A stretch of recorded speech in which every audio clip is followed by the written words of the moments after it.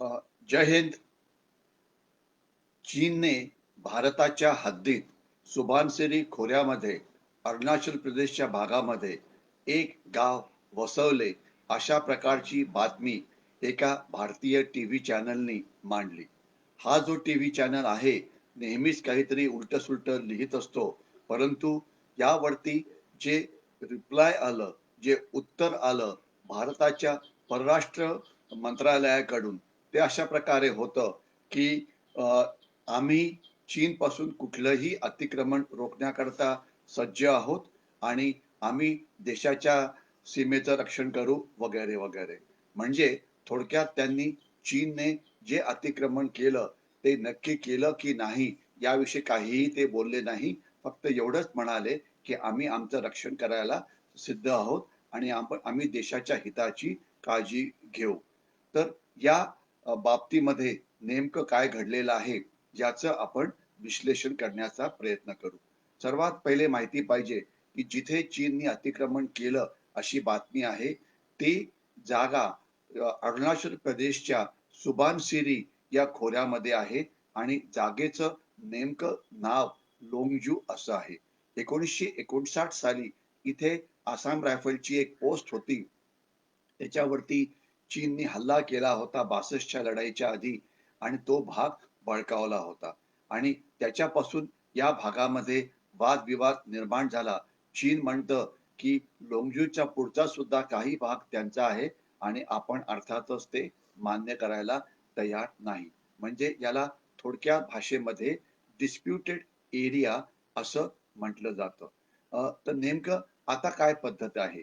लक्षात असावं की 5 मेला चीनने लडाखमध्ये अतिक्रमण केलं आणि त्याचं जर आपण आता विश्लेषण केलं की इतक्या महिन्यानंतर चीनला तिथे काय साध्य करता आलं, त्याचं थोडक्यात उत्तर आहे चीनला तिथे काहीही साध्य करता आलं नाही. ते त्यांना जे करायचं होतं त्यापैकी ते कुठलंही गोष्ट ही हासिल करू शकले नाही.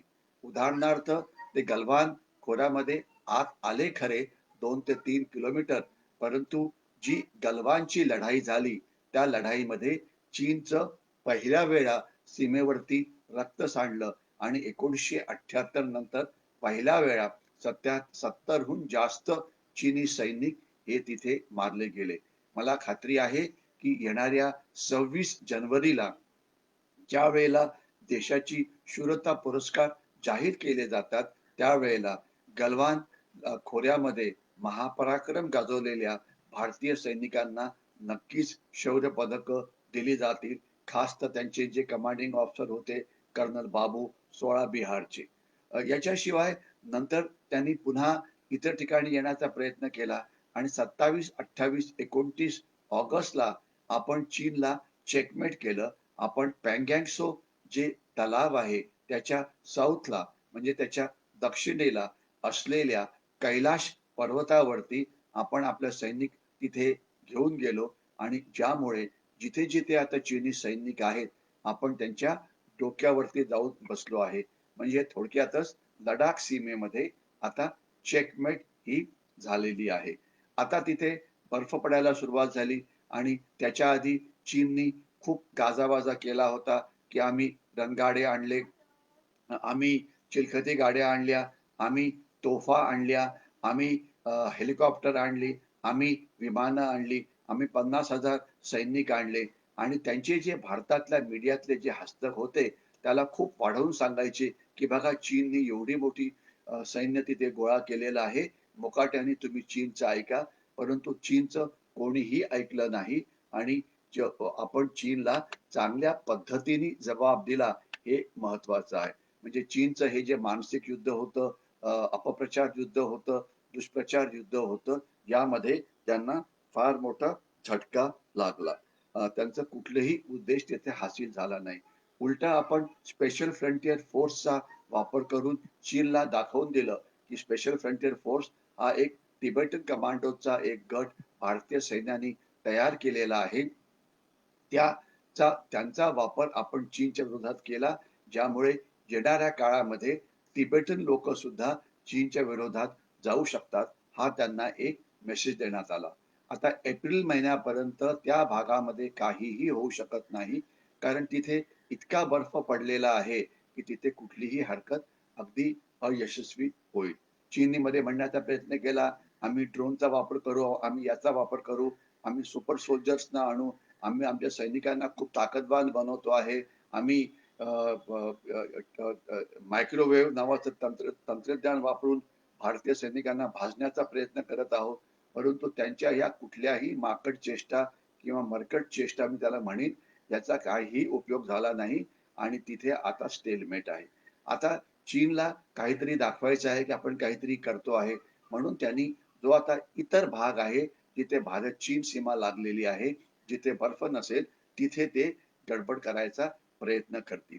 आणि त्याचप्रमाणे हे असं आपण पहिले पण याविषयी बोललेलं होतं आणि नेमकं जर झालं असेल, तर तेच आता झालेलं आहे, की अरुणाचल प्रदेशचा जो खालचा भाग आहे, सुबानसिरी आहे, सियांग आहे, सियॉम आहे, लोहित आहे, तवांग आहे, की जिथे बर्फ पडत नाही किंवा फारच कमी पडतो. तर तिथे आता ते काहीतरी गडबड करायचा प्रयत्न करतील आणि त्यांनी असं काही थोडंसं काही केलं, तर लगेचच भारतातल्या मीडियातले त्यांचे जे हस्तक आहेत, त्याला मोठं दाखवतील, की बघा चीननी काय केलं आणि भारतीय सैन्याला दोष देण्याचा प्रयत्न करतील.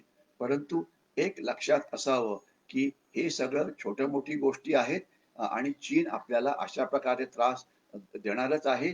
म्हणून त्यांच्या अशा दुष्प्रचार युद्धाला किंवा अपप्रचार युद्धाला आपण बळी पडू नये. आता नेमकं इथे काय झालेलं आहे? सुबानसिरी हे नदीचं खोरं आहे. या नदीच्या खोऱ्यात चीननी त्यांच्या भागामध्ये, लोंगजूमध्ये एक व्हिलेज तिथे बसवलं होतं. चीनला तिबेट सीमेवरती किंवा भारत-चीन सीमेवरती आपले काही लोकं बसवायचे आहेत, दाखवण्याकरता, की बघा आमची किती प्रगती झालेली आहे. कारण भारत-तिबेट सीमा ते लोकसंख्या एवढी विरळ आहे, की सीमेवरती एक पण तिबेटन हा तिथे राहत नाही. म्हणून चीनला तिथे आपल्या माणसांना तिथे बसवायची इच्छा होती आणि एवढंच नव्हे, तर या गावांमध्ये ते चीनी म्हणजे तिबेटन लोक तर 50-60% असतील, परंतु त्यांच्याबरोबर कम्युनिस्ट पार्टीचे काही लोक सुद्धा त्यांना तिथे ठेवायचे होते. परंतु गावं जरी आली, तरी तिथे लोक जाऊन राहायला तयार नसतात. कारण तिथे राहून काय फारसा फायदा आहे? तिथे काहीच नाही करायला. बर्फाळ प्रदेश आहे, बर्फ प्रचंड पडतो. करणार काय तिथे? म्हणून म्हणजे नुसतं एक शिक्षा म्हणून जर कोणाला तिथे ठेवायचं असेल, तर गोष्ट वेगळी. परंतु बाकी त्या भागाचा काहीही फायदा नाही. तर चीननी अशा प्रकारे काही गावं बसवायला प्रयत्न केलेला आहे. भूतानच्या जवळ त्यांनी गाव असं बसवलं होतं. या इथे आता ते बसवलंय. आता ताजी बातमी हे जे टीव्ही चॅनल म्हणत होतं ते असं म्हणतं, की जिथे वसाहत पहिलेच होती, की जी त्यांच्या हद्दीमध्ये होती. तर त्याच्या अजून थोडंसं पुढे त्यांनी अजून काही घरं बांधली असावीत.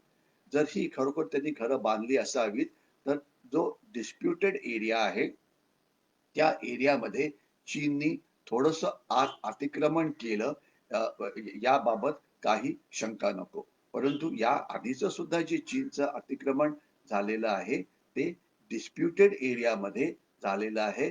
डिस्प्युटेड एरियाच्या बाहेर नाही. मग अशा हद्दीमध्ये आपण करायला काय पाहिजे? भारताचं जे मिनिस्ट्री ऑफ फॉरेन अफेअर्स आहे, म्हणजे परराष्ट्र मंत्रालय आहे, त्यांचा एक समज आहे, की डिप्लोमसीच्या मदतीने किंवा मुत्सद्देगिरीच्या मदतीने चीनशी बोलून चीन जी अशा प्रकारची दुष्कृत्य करते त्यापासून त्यांना आपण ते थांबवण्याकरता त्यांना आपण भाग पाडू शकतो. चीन आपलं ऐकेल आणि असं जे दुष्कृत्य त्यांनी जर काही केलं असेल तर ते तिथून परत जातील. परंतु मी याच्या आधी अनेक वेळा म्हटलं होतं, पुन्हा एकदा रिपीट करतो, की चीन आणि पाकिस्तान या देशावरती मुत्सद्देगिरी किंवा डिप्लोमसीचा फारसा उपयोग होणार नाही. त्यांना फक्त जशास तसे एवढीच त्यांना माहिती कळते, एवढंच त्यांना ते कळतं. त्यांच्याशी असं गोड-गोड बोलून काहीही हासिल होणार नाही. जर समजा चीनने थोडंसं आत अतिक्रमण केलं असेल, तर हे देशाला सांगणं अतिशय गरजेचं आहे आणि त्याच्या विरुद्ध कारवाई करण्याकरता करायचं काय? तर देशाकडे असलेली जी सर्वसमावेशक राष्ट्रीय ताकद आहे, त्याचा आपण वापर करायला पाहिजे. उदाहरणार्थ मी याच्या आधी पण म्हटलं होतं, की आंतरराष्ट्रीय कराराप्रमाणे भारतीय सैन्याला या भागामध्ये चीनच्या विरुद्ध कारवाई करता येत नाही. आपण या कराराच्या बाहेर पडावं आणि चीनला सांगावं की जर तुम्ही अशा प्रकारची अतिक्रमण करत राहिला तर आम्ही भारतीय सैन्याचा वापर करण्याकरता सुद्धा मागे पुढे बघणार नाही. परंतु तसं करण्याकरता आपण आपल्या सैन्याचं बजेट वाढवलं आहे का? सैन्याला आधुनिक शस्त्र दिलेली आहेत का? सैन्याला कसल्या गोष्टीची कमी तर नाही. तर त्याचं थोडक्यात उत्तर जे आहे हे आपल्याला याच्या आधी पण मिळालेलं होतं. ज्यावेळेला 2 वर्षापूर्वी vice chief of army staff जे सैन्याचे नंबर 2 असतात, त्यांनी डिफेन्स पार्लमेंटरी कमिटीच्या समोर सांगितलं होतं की सैन्याकडे असलेली 70% जी शस्त्र आहेत ती सगळी जुनाट आहेत. म्हणजे सैन्याला नवीन शस्त्रांची गरज आहे. एवढंच नव्हे तर आपल्याला आठवत असेल की चीफ ऑफ एअर स्टाफ जे होते जनरल धनोआ, ज्यांच्या नेतृत्वाखाली एअरफोर्सनी बालाकोटला स्ट्राईक केला होता, त्यांनी पण म्हटलेलं आहे की एअरफोर्सकडे असायला पाहिजे 44 फायटर विमानांची स्क्वॉड्रन्स, आपल्याकडे आहेत फक्त 30. म्हणजे खूपच कमी आहे. आणि जी आहेत त्यामध्ये सुद्धा जी अवेलेबिलिटी ऑफ एअरक्राफ्ट आहे ती खूपच कमी आहे. म्हणजे जोपर्यंत डिफेन्स बजेट वाढत नाही तोपर्यंत आपल्या सैन्याची ताकद ही वाढणार नाही. परंतु भारतीय सैन्य कुठल्याही हद्दीमध्ये ताकद वाढली तरच लढतील असं नाही. जनरल मलिक यांनी कारगिलच्या लढाईच्या वेळेला म्हटलं होतं की ज्यावेळेस त्यांना विचारण्यात आलं की सैन्याकडे कमी आहे तर तुम्ही कारगिलची लढाई कशी लढाल, तर त्यांनी थोडक्यात म्हटलं होतं की we will fight with what we have. म्हणजे आमच्याकडे असलेल्या शस्त्रांच्या मदतीने आम्ही लढाया लढू आणि सैन्य त्याकरता अजिबात घाबरणार नाही. तर सैन्याचा वापर चीनच्या विरुद्ध हा आपल्याकडे असलेला एक अतिशय महत्वाचा आणि चांगला पर्याय आहे. परंतु तो वापर करण्याकरता सगळा देश, खास तर सगळे राजकीय पक्ष सैन्याच्या मागे उभं राहतील का, हा एक मोठा प्रश्न आहे. कारण आपण जर आज बघितलं, जर ही बातमी जरी पेपरमध्ये आज आली असली तरी पण कुठल्याही राजकीय पक्षांनी याच्यावरती फारशी प्रतिक्रिया दिली नाही. सगळे राजकीय पक्ष आणि भारताची जनता सध्या केवळ एकमेकाशी भांडण्यामध्ये गुंतलेले आहेत. देशासमोर जी असलेली सुरक्षेची आव्हानं आहेत त्यांच्याकडे त्यांचं जेवढं लक्ष असायला पाहिजे तेवढं लक्ष अजिबात नाही. परंतु भारतीय सैन्य चीनी अतिक्रमण काढू शकतं, यामध्ये कोणाच्याही मनामध्ये कुठलीही शंका नको. परंतु याच्याशिवाय आपल्याकडे राष्ट्रीय ताकदीमध्ये असलेली जी इतर शस्त्र आहे त्याचा पण आपण वापर करायला पाहिजे. उदाहरणार्थ आर्थिक शक्ती किंवा आर्थिक युद्ध किंवा व्यापार युद्ध. आपण आत्मनिर्भर भारतच्या खालती जास्तीत जास्त गोष्टी भारतात बनवण्याचा प्रयत्न करतो आहे आणि चीन मधून ती आयात आपण थांबवतो आहे. त्याला अजून जास्त बळकटी मिळायला पाहिजे आणि चीन मधून कुठल्याही प्रकारची आयात करणं हे आपण थांबवायला पाहिजे. आणि अजून सुद्धा आपले काही कॉर्पोरेट वर्ल्ड मधले लोक चीन मधून गोष्टी आणतात, त्यांच्यावरती आपण आता सोशल बॉयकॉट घालण्याची वेळ आलेली आहे की तुमच्या मूर्खपणामुळे तुम्ही चीनशी व्यापारी करार करतात, त्यामुळे त्यांचं प्रॉफिट वाढतो, त्यामुळे त्यांचं सैन्याचं बजेट वाढतं आणि त्यामुळे त्यांना दुष्कृत्य करायला वेळ मिळतो. तर चीन पासून आपण आपल्याला डिकपल करायला पाहिजे, यामध्ये कुठलाही प्रश्न नाही इकॉनॉमिकली. याच्याशिवाय मुत्सद्देगिरीचा वापर करून युनायटेड नेशन सिक्युरिटी काउन्सिलमध्ये हा प्रश्न उठवायला पाहिजे. याच्याशिवाय आपण मित्र राष्ट्रांची मदत घेऊन चीनच्या विरुद्ध नवीन आघाडी उघडायला पाहिजे. याच्याशिवाय आपण चीनला जशास तसे उत्तर देण्याकरता त्यांचे जे मर्मस्थानं आहेत, मग ते म्हणजे एक तर तिबेटमधले 50 लाख लोक आज चीनच्या बरोबर राहायला तयार नाहीत. त्यांची मदत घेऊन आपण चीनच्या विरुद्ध तिबेटमध्ये एखादा उठाव होऊ शकतो का, हे बघायला पाहिजे. चीनचा जो दुसरा भाग आहे शिनजियांग, तिथे असलेले 2 कोटी उईगर मुस्लिम्स यांना चीनविषयी प्रचंड राग आहे. त्यांना आपण नैतिक मदत ही द्यायला पाहिजे.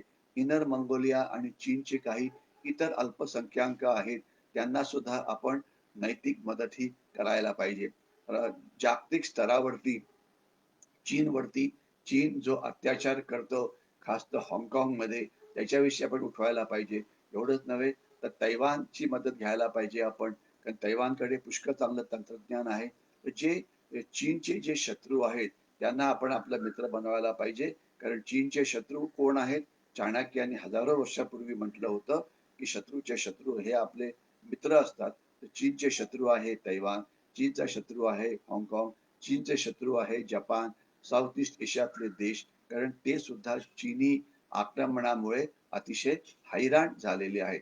या सगळ्यांना आपण आपले मित्र बनवून चीनच्या विरुद्ध एक मोठी आघाडी उघडायला पाहिजे, आणि ही आघाडी केवळ सैनिकी असावी असं नाही. त्याच्यामध्ये सामरिक संबंध पण इम्प्रूव्ह व्हायला पाहिजे, आर्थिक संबंध पण इम्प्रूव्ह व्हायला पाहिजे, तंत्रज्ञानाचं ट्रान्सफर सुद्धा व्हायला पाहिजे.